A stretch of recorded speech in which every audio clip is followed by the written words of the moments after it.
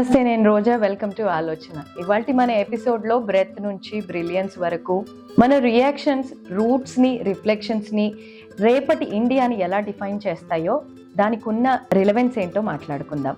దేసే India is a land of diversity.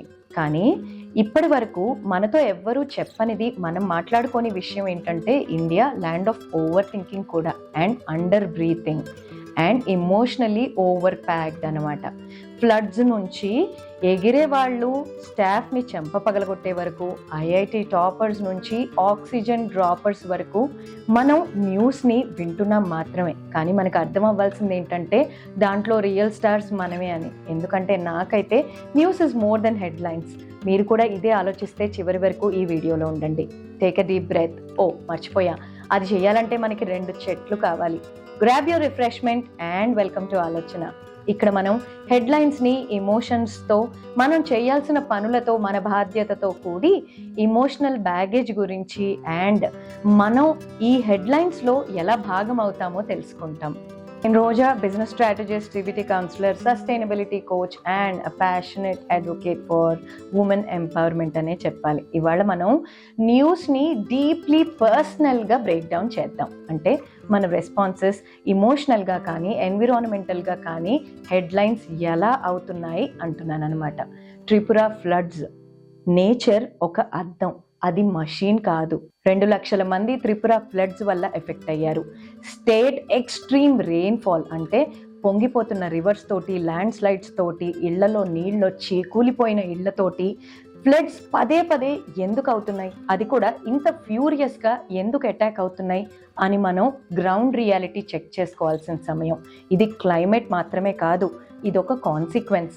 జ్వరం ఎలా అయితే లోపలున్న రోగానికి ఒక సిమ్టమ్ మాత్రమేనో, అలాగే ఈ ఫ్లడ్స్ అనేవి ఒక కాన్సిక్వెన్స్.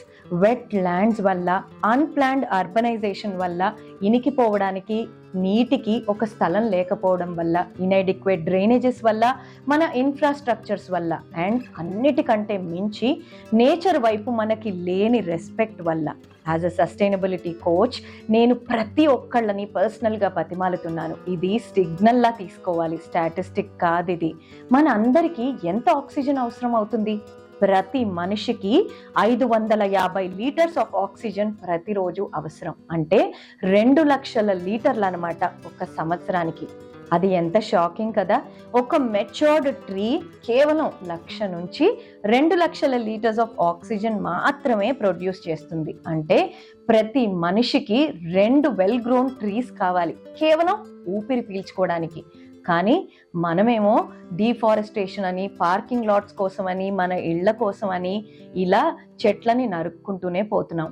మహారాష్ట్రలో కమలతాయ్ అనే ఒక టీచర్ ప్రతి ఒక్క స్టూడెంట్తో ఒక్క శాప్లింగ్ నాటించాడు. 10 ఏళ్లలో ఒక చరిత్రనే సృష్టించారు, ఒక మినీ ఫారెస్ట్ ద్వారా. ఇవాళ ఆ చెట్లు 100 కుటుంబాలకి ఆక్సిజన్ ఇస్తున్నాయి. అంటే ఒక ట్రీ, ఒక్క బర్త్డే రోజు ఒక్క ట్రీ నాటితే ఎంత మార్పు తీసుకురాగలుగుతాం.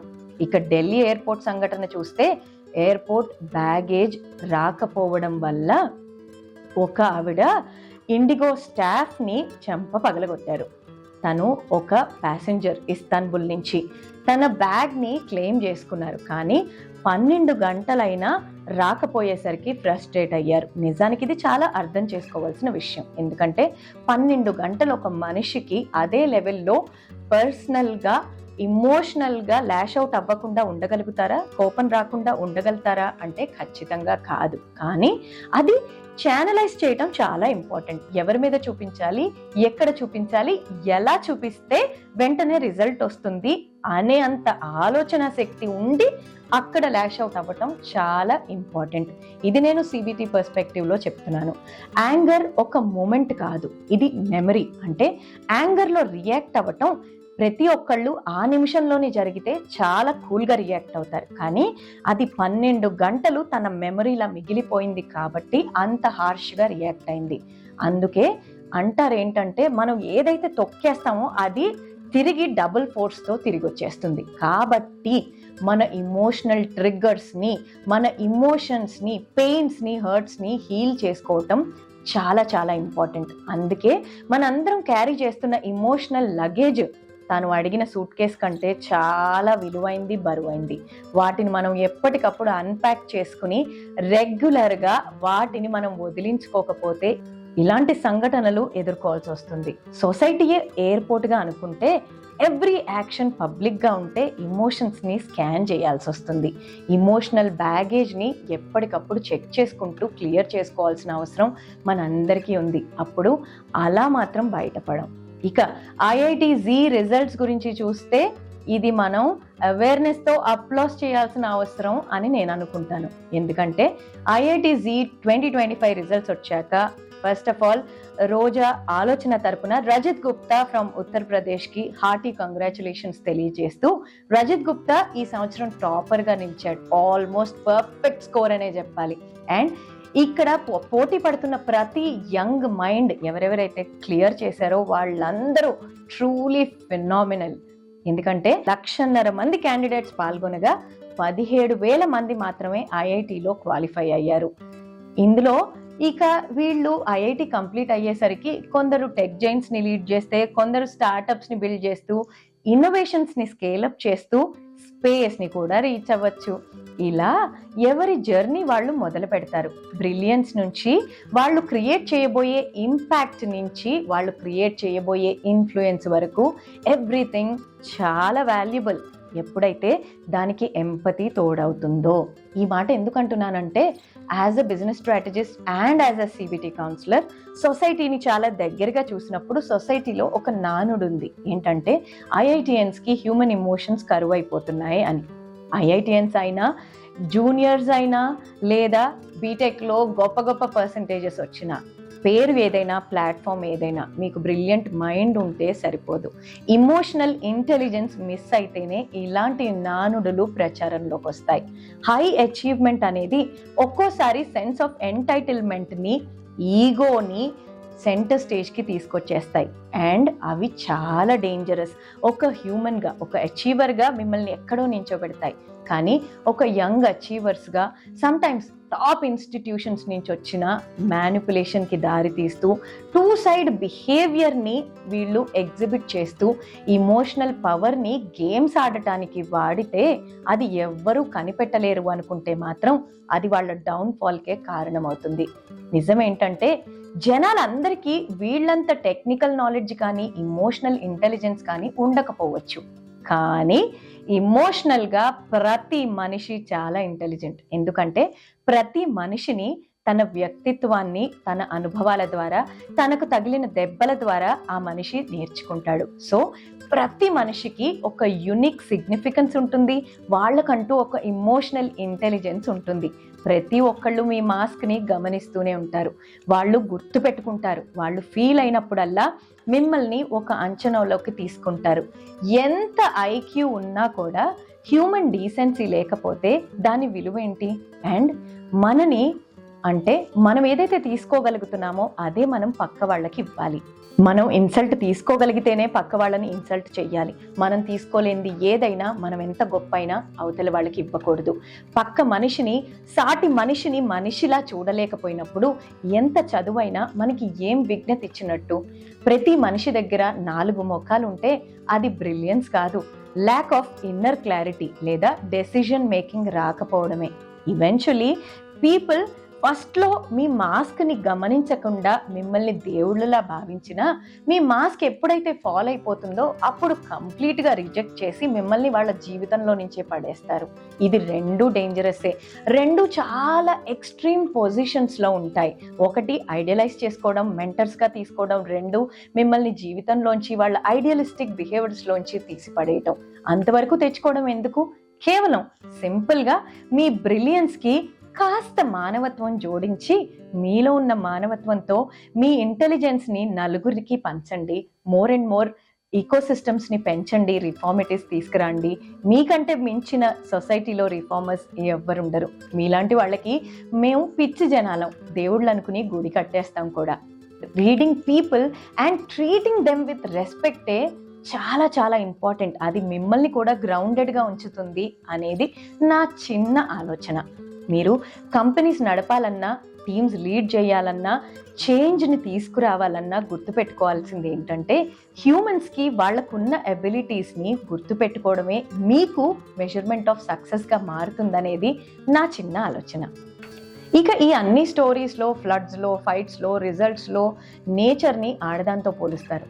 ఆడవాళ్ళకి ఉన్న ఈ ఇమోషనల్ బ్యాగేజ్ని అన్లీష్ చేసే విషయంలోనైనా, ఉమెన్ బిల్డింగ్ విషయంలో అయినా, హీలింగ్, అడ్జస్టింగ్, రైజింగ్, ఇలా ఏ విషయంలో చూసినా మనం కేవలం ఉమెన్ ఎంపవర్మెంట్ని సెలబ్రేట్ చేసుకోవాలి అని రైట్స్ కోసం పోరాటం మాత్రమే కాదు, స్ట్రెంగ్త్ అండ్ సస్టైనబిలిటీ వైపు ఏ అడుగులు వేస్తున్నాము, ప్రోగ్రెస్ కోసం ఏం చేస్తున్నామని ఆలోచించుకుంటూ, ఎంపవర్మెంట్ అంటే మెన్ని రిప్లేస్ చేయడం కాదు, వాళ్ళతో ఈక్వల్గా మనకి విజిబిలిటీ రావటం వరకే మన పోరాటం. ఆ తర్వాత వచ్చిన దాంట్లో ఎంత చక్కగా నిలబెట్టుకున్నామనేదే మన అసలైన లక్ష్యం అవ్వాలి. So let's protect the planet for our next breath. అది ప్లానెట్ కోసం కాదు, మనకై మనం స్వార్థంగా చేసుకుంటున్నామనే అనుకోవాలి. అండ్ మన ఇమోషన్స్ని మేనేజ్ చేసుకోవాలి, సో దట్ అది మనల్ని డీఫేమ్ చేయకుండా, అండ్ సక్సెస్ని సెలబ్రేట్ చేసుకోవాలి సుపీరియారిటీతో కాదు, ఇమోషన్తో. గ్లోబల్గా రిఫ్లెక్ట్ అవ్వాలి, బట్ పర్సనల్గా ఎదగాలి. ఎంపవర్ అవ్వాలి, ఎందుకంటే బ్యాలెన్స్డ్ సొసైటీ చాలా అవసరం. ఇది నాకు ఒక కోట్ని గుర్తు చేస్తోంది. మనం చాలా ఫాస్ట్గా వెళ్ళాలంటే ఒంటరిగా వెళ్ళాలి, కానీ చాలా దూరం వెళ్ళాలంటే మాత్రం అందరితో కలిసి వెళ్ళాలి. Let's move forward together, wiser, and let's be aware. Tripura floods నుంచి ఆక్సిజన్ సస్టైనబిలిటీ గురించి ఇదంతా ఇండివిజువల్గా మనం చేయగలిగేది కాదు. ఒక మనిషిగా మనం నాటితే ఒక్కటే నాటగలుగుతాం, కానీ ఒక మంచి మెట్టు. కానీ ఎప్పుడైతే మనం కమ్యూనిటీగా అందరం కలిసి ఆలోచిస్తామో, అప్పుడు ఆ టీచర్ చేసినట్టు త్వరగా ఒక మినీ ఫారెస్ట్ అయితే నిర్మించగలిగాం కదా. అంటే యాజ్ అ కమ్యూనిటీ మనమే సమాజం కాబట్టి కొలాబరేషన్తో ముందుకెళ్ళినప్పుడు ఎన్విరాన్మెంటల్ ఇంపాక్ట్ కూడా తొందరగా తీసుకురాగలుగుతాం.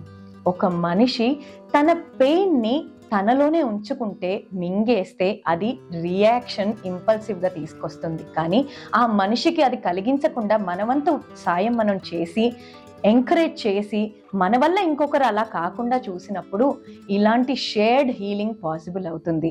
మేనేజింగ్ ఎమోషన్స్ ఒక సోలో స్కిల్ కాదు, అది మనకి ఇచ్చిన వాళ్ళ వల్ల, ఆ అవేర్నెస్, ఎంపతి మనం పంచుకోవడం వల్ల, ఓపెన్ కమ్యూనికేషన్ జరగడం వల్ల ఇలాంటివి కాకుండా నివారించగలిగిన వాళ్ళం అవుతాం. అలాగే ఈ లీడర్స్ అంతా ఇండివిజువల్ అచీవ్మెంట్ అనుకోకుండా, గ్రేట్ లీడర్స్ అందరూ తమ టీమ్స్ని తమతో పాటు క్రెడిట్ ఇస్తూ, వాళ్ళని మెంటర్ చేస్తూ, వాళ్ళ వేర్లకి గ్రౌండెడ్గా ఉంటూ, ఈగోని హ్యూమిలిటీతో కనెక్ట్ అవుతూ, రిలేషన్ పెంచుకుంటూ వెళ్తేనే సక్సెస్ సాధ్యమని స్టూడెంట్స్ అయినా, ఫ్యూచర్ ప్రొఫెషనల్స్ అయినా ఖచ్చితంగా గుర్తుపెట్టుకుంటే ఇక మన సక్సెస్ని కొట్టగలిగేది ఎంత. అందుకే ఈ హెడ్లైన్స్ అన్నీ మనని మనం షేప్ చేసుకుంటూ, గవర్నెన్స్ వైపు, ఒక సొసైటీని నడపడం వైపు, లాంగ్ టర్మ్ సోషల్ రిఫార్మిటీస్ అయినా, నేషనల్ అండ్ గ్లోబల్ సక్సెసెస్ అయినా కలెక్టివ్ ఇంక్లూజన్ తోటే సాధ్యం అని నా ఆలోచన. Going together applies to nations ఎలా బిల్డ్ అవుతాయి, పాలసీస్ ఎలా బిల్డ్ అవుతాయి, ప్రతి ఒక్కళ్ళం ఉమెన్ని మెయిన్ స్ట్రీమ్లోకి ఎలా తీసుకురాగలుగుతాం, ఫైట్ చేయడానికి అవసరం లేకుండా రిఫార్మిటీస్ ఎలా సృష్టించగలుగుతాం. ఇది పర్హాప్స్ మోస్ట్ డైరెక్ట్ అలైన్మెంట్ కూడా అవ్వచ్చు.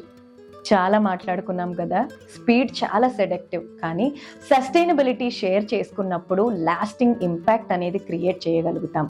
మన రియాక్షన్స్, మన వేర్ల నుంచి మనం ఇచ్చే రిఫ్లెక్షన్ ఇండియాని ఫామ్ చేయడంలో ఎంతో పాత్ర పోషిస్తుందని ఇప్పటికైనా నమ్ముతారా లేదా? మనం ఇంకొకరిని జడ్జ్ చేసే ముందు మన ఓన్ స్టోరీలో, మన ఓన్ ఎమోషనల్ జడ్జ్మెంట్లో ఎంతవరకు న్యాయం ఉందని ఆలోచించుకుంటూ, రిఫ్లెక్ట్ అవుతూ, ఏ రోజుకి ఆ రోజు మనని మనం బిల్డ్ చేసుకుంటూ, నిన్నటి కంటే ఇవాళ బెటర్ అయ్యాక రాకెట్ సృష్టించే వైపు వెళ్దాం. నిన్నటి కంటే ఇవాళ ఇంకొకరిని ఆనందపరిచామా, వాళ్ళకి రెస్పెక్ట్ ఇచ్చామా అని ఆలోచిస్తూ $1 బిలియన్ వాల్యుయేషన్ వైపు వెళ్దాం. ఎందుకంటే పీపుల్ని అండర్ వాల్యూ చేసి రాకెట్ సృష్టించిన ఏం లాభం?